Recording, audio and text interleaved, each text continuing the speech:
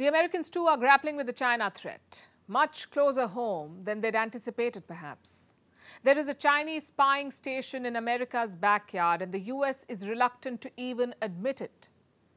Last week, a report shook up Washington. It talked about an agreement between China and Cuba. The story said China wants to build a spy base in Cuba, wants to, and Havana will be paid billions for it. The White House responded with a denial, and now they've made a U-turn. Turns out, China already has a snooping station in Cuba. So a statement has been issued. It gives a detailed account of China's activities. Apparently, the snooping base has been there for decades. The exact location has not been shared, but back in 2019, China upgraded this facility. We don't have the specifics of what it can do, but a base in Cuba gives Beijing some clear advantages. The island is around 100 miles or 160 kilometers from Florida, Cuba. From there, China can target Southeast America. It can eavesdrop on US military exchanges, even commercial communication. The bigger worry is the potential snooping on US military bases. There are dozens of them in the region, including some very important ones, like the headquarters of the US Central Command. It oversees West Asia and parts of Central and South Asia. There is also the US Special Operations Command. Again, this is an important military base, and China could potentially eavesdrop on it. Its presence in Cuba poses a threat. And until last week, the US did not even want to admit to this. When the first report came out, this is what the White House said. I've seen that press report. It is not accurate. These were their words. The Pentagon, too, pushed back against these claims. So I've seen that reporting. I can tell you based on the information that we have that is not accurate, that we are not aware of China and Cuba developing any type of spy stations. Not accurate. That's what he said. Now the US has completely reversed its stance. So what is Team Biden's defense? Well, they're shifting blame. They say it did not happen on our watch. Reports say Biden and his team were briefed about these developments when they took office. I'm talking about January 2021. And Cuba is just one country they were told about. Back then, China was considering setting up such bases all over the world: the Atlantic, Latin America, West Asia, Central Asia, Africa, the Indo-Pacific. It seems every one was on China's radar. And how does the US plan to counter this? Through diplomacy, they say. American officials say they're engaging with countries across the world. They're trying to stop China from executing its plans. In response, this is what China has to say. Last week, I already made clear China's position over the relevant question. Over the past 2 days, we have seen the US government and media releasing a great deal of inconsistent information on the alleged construction of so-called Chinese spy facilities in Cuba. Once again, this is just a farce put on by the self-contradictory US. China says these claims are a farce. They don't have many buyers, though. But there is a larger question here. It is about the United States and its China policy. It seems confused, to say the least. One day they talk about decoupling with China. The next day they talk about de-risking. They want to lead the world in countering China, but turns out they're trying to hide a Chinese spy base in their backyard. How do you think America's allies will see this? There will be questions, no doubt. US Secretary of State Antony Blinken is traveling to China in a few days. Will he bring up these snooping stations? Will he confront China? We don't know that yet. But this visit will be a test for Biden's China policy, and the world will be watching closely. Let's talk about China now. Last week, we told you about some statements made by PLA officials. They said India does not pose a threat to them. And now India's military leadership seems to be giving a response to them. The Indian Navy is demonstrating its capabilities. They've conducted drills in the Arabian Sea. These drills involved India's biggest warships, INS Vikramaditya and INS Vikrant, plus 35 aircraft and other warships. Together, they're called carrier battle groups. What are they? A carrier battle group is a naval fleet. It consists of an aircraft carrier, which is at the front, and a large number of ships around it. The carrier is capable of launching ships and choppers. It's like a complete package, a floating air base of sorts. So what is the purpose of this exercise? power projection showcasing the Indian Navy's ability to operate not just in the immediate waters surrounding India but beyond as well. Here is what a spokesperson of the Navy said about the drills, and I'm quoting, "The demonstration of naval prowess underscores India's commitment to safeguarding its national interests, maintaining regional stability, and fostering cooperative partnerships in the maritime domain." The Indian Navy is upgrading its capabilities. It is gearing up to meet the China challenge. You see, recent events at the border have led to a revelation. The PLA is a threat, not just on land, but also at sea. At the same time, India is at a vantage point on the high seas. There are key sea routes in the region. These are essential to the Chinese economy. I'm talking about the likes of Malacca Strait. This is a narrow waterway and a major vulnerability for China. In 2016, almost 80% of China's oil imports came through here. Also, about 20% of the global maritime trade and 60% of China's trade inflows, they go through this region. So this route is vital for China and its economy, and India is in a position to block it. Recent reports say that India is also planning a new naval base. It will be built on the Great Nicobar Island.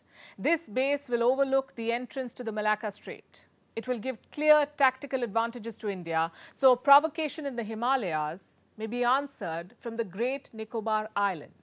India could consider blocking Chinese tankers, and from the same base, India would be in a position to watch Chinese movements in the Indian Ocean. Also monitor China in the South China Sea. Remember, this is another major international flashpoint, the South China Sea. And such a base is increasingly critical for India because Chinese activities in the Indian Ocean are growing. Consider what India's Navy chief said in the month of April, and I'm quoting, "We are keeping a very close watch in the Indian Ocean region. An effort is to know whose presence is there and what they're up to, monitoring it 24/7, and we deploy aircraft, UAVs, ships, submarines, etc." China, you know, has the world's biggest navy, and it's expanding. It is building more warships. The PLA has plans to deploy more assets to the Indian Ocean region. Today, China has 2 carriers, Liaoning and Shandong, and they're working on a third one. It's called Fujian. Then there are Chinese bases in the region, like Djibouti and Gwadar in the west, and Hambantota in the south. So the trajectory is quite clear. China is building capacity to control this region in every theatre of conflict. So India's best bet is to prepare. And these drills by the Indian Navy show that New Delhi is firming up its defenses. China snooping on the US may be what great spy flicks are made of. But if you're looking for some good old drama, tune into some UK politics. There is no end to the drama here. On Sunday, former Scottish leader Nicola Sturgeon was arrested. She was questioned by the police for over 7 hours. Sturgeon was released soon after. She was quick to proclaim her innocence, but the arrest sent shockwaves through Scottish politics. Sturgeon's arrest was part of a financial probe. The police are investigating her party, the Scottish National Party, or SNP. They're looking into the party's funding and finances. In April this year, they arrested Sturgeon's husband. This time, it was her turn. So what is this investigation about? Time for a quick backstory. Scotland and England united to form Great Britain in the year 1707. But soon, Scotland got tired of this arrangement. It wanted its own government. Enter the referendums of 1979 and then 1999. These gave Scotland its own parliament, but not the much-needed independence it desired. So in 2014, Scotland voted in a referendum for independence. 55% voted to stay, 45% wanted to walk out. So obviously, no independence for Scotland. But the Scottish National Party, or SNP, wanted to give it another go. So this party asked for funds for another referendum campaign. More than £600,000 were donated to the party. That's around $750,000 US. These donations were made by activists. It was supposed to be for Scottish independence, but it looks like these funds were diverted. In 2021, the police received complaints about this. So they launched Operation Branch Form. First, Sturgeon's husband, also the party's chief executive, was questioned. Second, the party headquarters were raided. And third, the party treasurer was arrested. And now Sturgeon has been questioned too. She may have been released for now, but this scandal has plunged her party, the SNP, into a deep crisis. Many in the party want Nicola Sturgeon suspended. And this could be a tough call for her successor, the new First Minister of Scotland, Humza Yousaf. But for the so-called Queen of Scots, this is a spectacular fall from grace. Sturgeon was once one of Britain's most formidable politicians, one of the UK's most formidable politicians. But her resignation as First Minister in February and the financial probe right now means that Sturgeon is no longer the invincible presence she once was. And she's not the only one in trouble. There is more drama in UK politics. Meet Boris Johnson, the embattled former UK Prime Minister, the man who was the source of many scandals. 2 days ago, Boris Johnson resigned as a Member of Parliament. He saw the findings of the Partygate Investigation Committee. You may remember Partygate. When the whole country was in lockdown, Boris Johnson and his team were apparently partying. It led to a scandal. It forced Johnson to resign as Prime Minister. And now it looks like it may have cost him his seat in the Parliament too. Johnson called the findings a witch hunt. And he jumped the gun. He quit before he could be forced out. Now, Johnson and Sturgeon are very different leaders, and these are two very different cases. But they do have something in common. They're not giving their successors, Humza Yousaf and Rishi Sunak, an easy time. Let's talk tennis now. First, the prosaic details in case you missed all the action on Sunday. There is a new French Open men's champion. And no, he's not one of the much-wanted younger guns. Instead, he's a 36-year-old father of two, Novak Djokovic, the same guy who won the Australian Open this year. That was hard court. In Paris, it was clay. And there's a big difference, as anyone who plays tennis will tell you. But when you're Djokovic, it's triple talk. With this win, the Serb now has 23 Grand Slam titles, more than anyone else in men's history. His closest competitor is Rafael Nadal with 22 titles. Nadal missed the French Open due to injury, and his return to the court remains uncertain. Then you have Roger Federer, the eternal fan favorite. He retired last year with 20 Grand Slam titles. For the last 2 decades, these three have shattered almost all tennis records. But the real winner has been the sport itself. 3 superstars playing in the same era. It has never happened before and unlikely to happen again. And don't get me wrong, there have been many great rivalries in the past. Bjorn Borg versus John McEnroe, Pete Sampras versus Andre Agassi. But Federer versus Nadal versus Djokovic has been a treat like no other. Even the newly crowned French Open champion acknowledged it. Like Djokovic mentioned, the big three were originally the big four. Making up the quartet was Andy Murray. His career has been waylaid due to injuries. The Brit still plays, but with a metal hip. While Murray is a shadow of his former self on the tennis court, it tells us the stuff champions are made of, even when they're not winning. But back to winning. Among the big three, initially, it was Federer and Nadal who hogged all the limelight. Federer's artistry on court, Nadal's grit, their great rivalry, and their even greater bromance. Djokovic was almost always an afterthought, the court jester. If it were a movie, he would be the friend of the protagonist, or sidekick, if you were to be uncharitable. But Djokovic had a different script in mind. The court jester has not lost his sense of humor, but that steely determination is still clear. While Djokovic started out in the shadow of Roger Federer and Rafael Nadal, in recent years, he has eclipsed them. His tennis turnaround has been dramatic, to put it mildly. He was always good, but suddenly he leapfrogged to being almost unbeatable. From war-torn Serbia to the Tennis Hall of Fame, this journey has been remarkable. His parents admit they put all their resources to help their eldest son achieve his dream, so much so that they now feel guilty of neglecting his 2 younger brothers. They're also tennis players, but their careers never reached the vertiginous heights of Djokovic's. But then again, how many can? This happens once in a lifetime, and that too if you're lucky. So is Djokovic the greatest male player of all time? The record books say so. But if you ask the fans, the answer is not so straightforward. While Djokovic's dedicated fan base, his Noel fam, would vociferously agree, Federer and Nadal supporters, and there's a sizable number of them, would disagree. Plus, Djokovic has always been controversy's child, from being an anti-vaxxer to his recent remarks on Kosovo. Winning on court has been far easier for the Serb than winning the hearts of tennis fans. And it has been a sore spot for him too. especially because Federer and Nadal are so universally loved. Now, you would think if Djokovic has the most Grand Slams, then he is the greatest of all time or GOAT. Well, statistically, yes, but you seldom choose your heroes based on statistics. It's more like a one-sided love story without much logic or reason. When asked if he thought he deserved the GOAT title, Djokovic chose to play it safe. But he's not thinking of his legacy. He's thinking about Wimbledon, the next Grand Slam tournament, because he is nowhere close to being done. There is still plenty left in the tank. 36-year-old and at the top of his game despite all odds. Players half his age can't seem to find a way to beat him. Just a few years ago, it would be curtains down on your sporting career if you touched 30.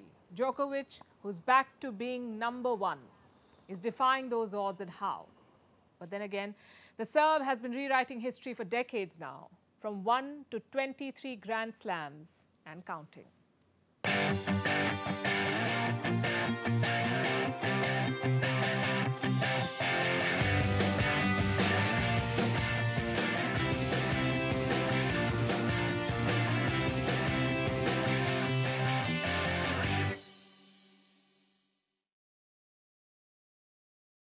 Our last story, as I'm sure you can tell, is about hair and its role in evolution. A new study has thrown light on hair and the human species over millions of years. Apparently, curly hair helped keep human heads cool and aided the development of the human brain. Our next report has the details. The things we do to appear cool, right? Getting our fashion sense on point, staying up to date with the latest trends, and even getting our hairstyles right. But what if we've been styling our hair wrong all along and doing the very things that make us uncool? Here's an interesting figure. Over 60% of the world's population either has curly or wavy hair, but not many people like their hair curled up, especially not in India. Indians consider straight hair to be the ideal type. But a recent study has found that curly hair could actually be an asset, a shield for our body, if you will.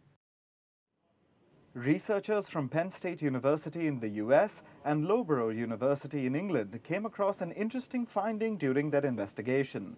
They found how early humans in Africa stayed cool and hydrated. They didn't have cold water or air conditioners, obviously, but what helped them was curly hair. Not only did curly hair keep them cool, but also protected them against extreme heat and the sun's harmful rays. How's that, you would think? Well, thickly coiled hair has been found to help the human body conserve water by minimizing the need for sweating.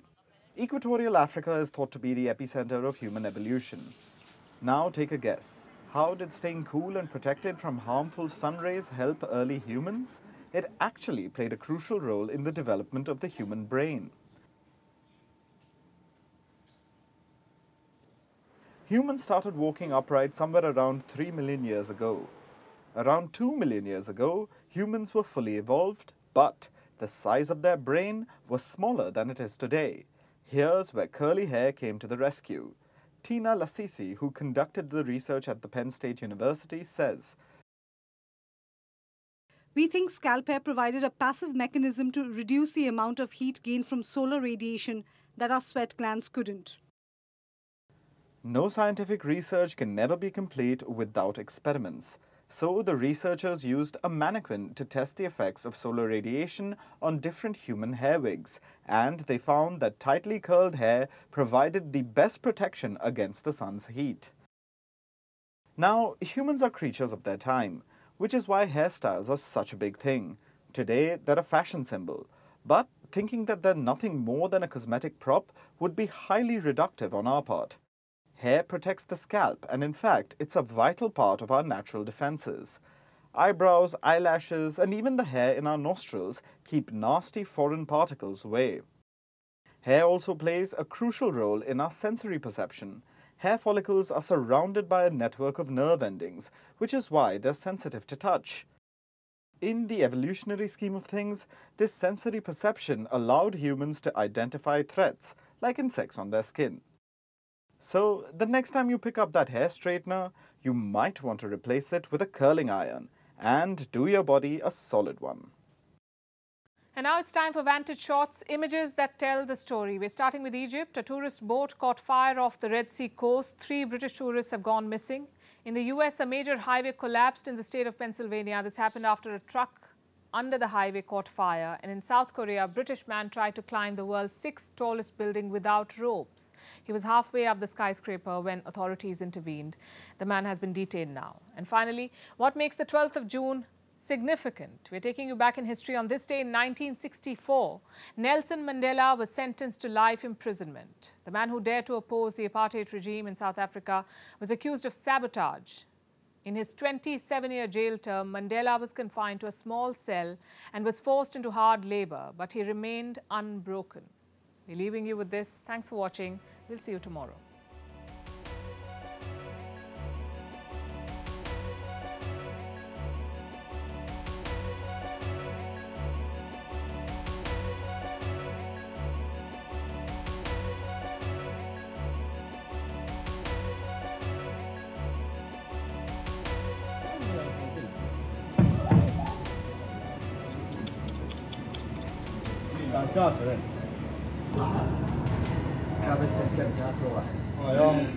يوم هذا كنا